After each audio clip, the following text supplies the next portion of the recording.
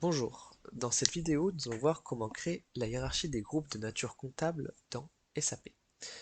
Cette hiérarchie va servir à mettre en place notre Profit and Loss account et donc il s'agit de comment les données vont apparaître. Pour cela, il faut dans un premier temps avoir créé les comptes de nature primaire et secondaire. Nous allons rendre dans SAP Fiori. Dans SAP Fiori, il faut se rendre dans l'app Afficher groupe de nature comptable. Ici, nous mettons le nom de groupe et nous faisons Entrée. Nous retrouvons donc la hiérarchie nature comptable que nous avons créée précédemment. Je vais donc présenter comment elle a été faite. Si le groupe n'existait pas, une fenêtre aurait apparu disant que l'objet n'existait pas et proposé de le créer, alors il aurait fallu faire oui. Ici, nous sommes en vue, et pour le modifier, il faut faire plus,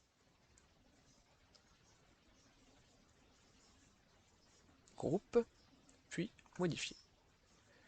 Il faut de nouveau faire entrer, et maintenant nous pouvons le modifier. Ici, nous avons la vue comprimée, nous pouvons décomprimer pour voir le détail. Voilà. Alors, pour créer ce niveau, il est possible, pour aller dans différents niveaux, il est possible de faire même niveau ou niveau inférieur. En se plaçant sur une catégorie, donc par exemple la première, nous avons fait donc niveau inférieur pour avoir cet élément. Pour avoir cet élément, si nous voulons un élément de même niveau, nous pouvons faire même niveau. Ici, nous avons créé une ligne et nous souhaitons la supprimer. Pour cela, nous pouvons faire sélectionner, se positionner sur la ligne que nous voulons supprimer, voilà, et faire supprimer.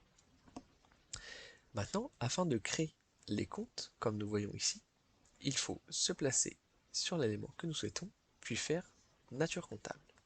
Va alors apparaître une liste où il suffit simplement de rentrer un numéro de compte, puis faire ah, l'entrée existe déjà en effet, donc ce n'est pas possible, et faire entrer pour que le numéro apparaisse.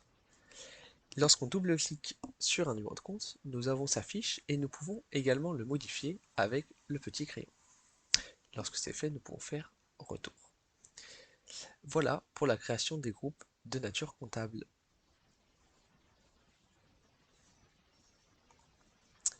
Merci de votre attention.